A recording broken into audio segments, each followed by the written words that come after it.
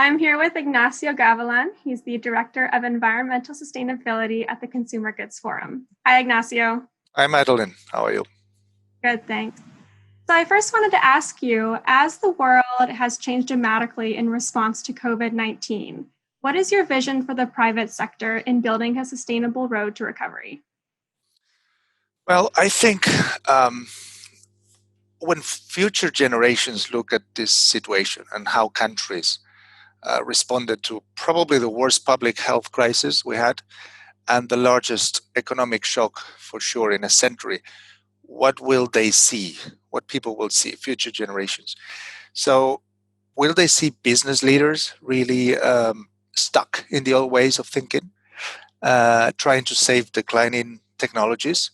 Or will they see leaders who recognize this opportunity to build back better, a smarter future, and turn this sort of a dreadful crisis into a turning point? So the difference will be between burning coal and petrol and harnessing renewable energy, between damaging our health and improving it with better diets, and obviously between worsening climate change and stopping it while we build resilience for the industry as well.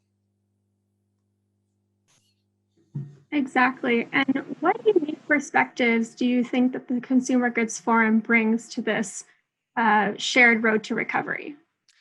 I think as the CGF, we have a number of clear opportunities here to increase or to improve these efforts.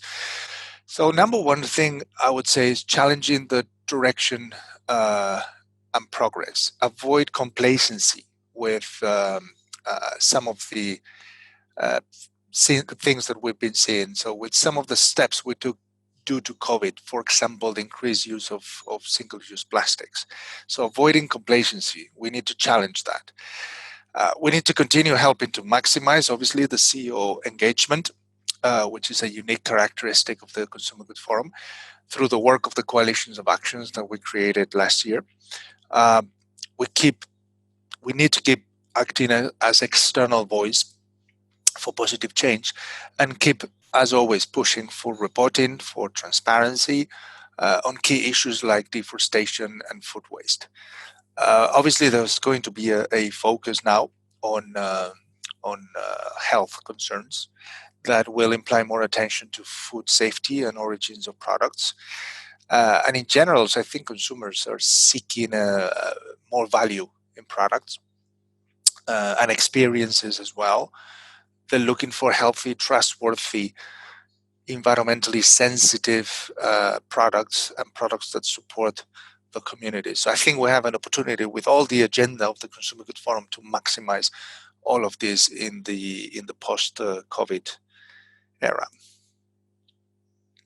So you mentioned plastics, and we've seen the rise of a lot of concern about the use of single-use plastics in response to COVID-19. What does this mean for the CGS efforts on plastics waste? Yes, well, I think COVID-19 cases have put a tremendous pressure on the healthcare system, as we've all seen. And this has underscored that plastic is still the most reliable and affordable solution for personal protection. As countries now start lifting quarantine measures, we're discovering that our reliance on plastic has actually increased, actually on the consumer goods sector. Things like fruits and vegetables have now gone back to having more plastic or being contained on plastic for health reasons. I believe that is more than ever our collective mission now to encourage the development of a circular economy, which aims to eliminate waste through the continual reuse of resources. So now it's more critical than ever. The CGF obviously is actively working through our plastic waste coalition of action on a better design of packaging with circularity in mind, more efficient recycling practices that will be needed, and fostering policies against plastic pollution in both mature markets, developed markets, and immature. And COVID-19 has also highlighted the vulnerability of many people of falling into food insecurity. And given that the Consumer Goods Forum has just launched its coalition of action on food waste, what can you tell us about the Food Waste Coalition and how it will respond to COVID? Well, I think the food industry, like everything in our lives, has been disrupted by this pandemic. So when it comes to perishable items like food, the reality is that uncertainty has led to a lot of waste. Sadly, you've probably seen images of crops that have been left to rot, to decompose in the fields due to the absence of workers to harvest, for example. Also, restrictions to move products between nations have led to large amounts of waste. So the economic impact of the pandemic, and it's something that's been reported in the media, has been sending a record-breaking number of people to food banks. And it has been difficult for these world food pantries to keep their shelves stocked. So it has created a food security problem, basically. So the Food Waste Coalition of Action will focus on understanding reasons for post-harvest losses. We need to do a deep dive on the types of contracts between the manufacturers, the retailers, and the farmers, and how these contracts might generate food waste inadvertently.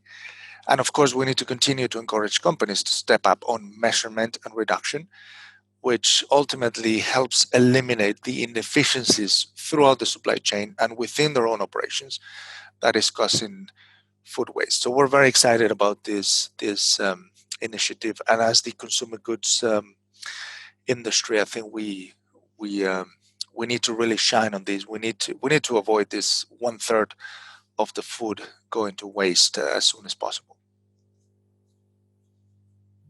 Definitely. And you just mentioned that there's going to be a lot of collaboration going on within the Food Waste Coalition to address this issue. And this fall, the CGF is hosting our Sustainable Retail Summit, where we're going to bring together hundreds of our members and industry partners to talk about these really important issues. Why is this event so important for collaboration? Well, we've successfully organized a number of sustainable retail summits over the years. It's a great opportunity.